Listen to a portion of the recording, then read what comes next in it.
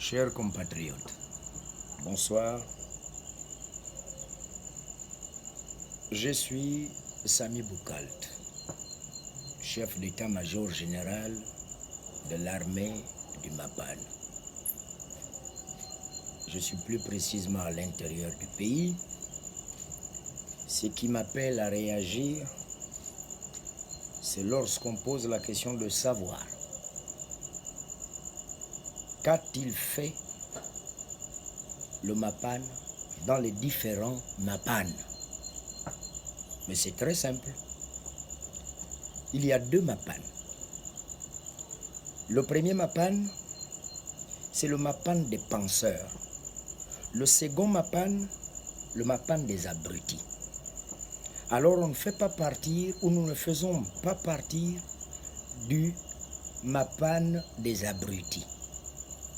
Faisons partir du Mapan des penseurs, parce que nous sommes constructifs. Et on fonctionne avec les penseurs, c'est-à-dire ceux qui sont nantis de matière grise. Alors, quand on parle des actions ou des actes posés de bienfaisance, vous avez vu Mélène.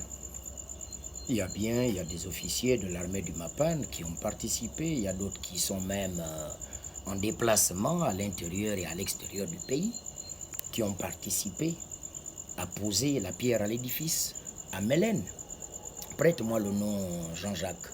C'est ce que nous avions monté à Mélène là-bas pour les hommes du 3e âge. Secondo, vous avez vu la passerelle de plein ciel. On a posé une demande, on a combattu.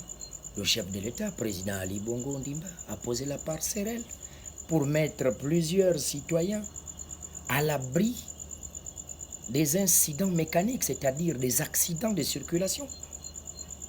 Il y a encore des maisons qui ont été cassées, reconstruites pour des veuves et pour des femmes du 3e âge déjà abandonnées à eux-mêmes. Alors moi je ne veux pas être long.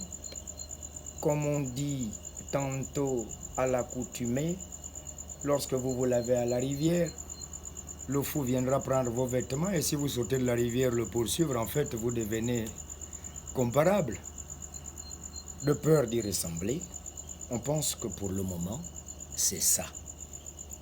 On ne travaille pas avec les imbéciles, on travaille avec les penseurs. Si maintenant il y a des jeunes qui sont instrumentalisés, comme je suis en train d'écouter, ça, c'est les vendeurs du Mapan de 1000 balles. Si vous vendez le Mapan à 1000 francs ou 2000 francs, il n'y a pas de problème. Vous continuez toujours à instrumentaliser la jeunesse gabonaise. Et vous-même, toujours caché. Mais est-ce que vous pourriez concevoir comme aujourd'hui, nous avions encore perdu 2 de nos enfants. Nous avions encore endeuillé nos familles. Parce que justement, on va instrumentaliser les enfants détruits ou de pauvres. Et vous, toujours, vous vous cachez continuellement derrière. Vous prenez des éléments que vous mettez sur le terrain, allez peut-être assassiner les autres moyennant 100 000 francs. Quelqu'un ne peut plus refuser 100 000 francs parce qu'il y a de la misère. Et vous profitez de cette misère continuellement à prendre la tête des innocents. Est-ce que vous pensez que c'est normal? De ce fait, la vérité finira par triompher. On attendra tous, comme nous l'avions dit, le président de la République. Il va rentrer.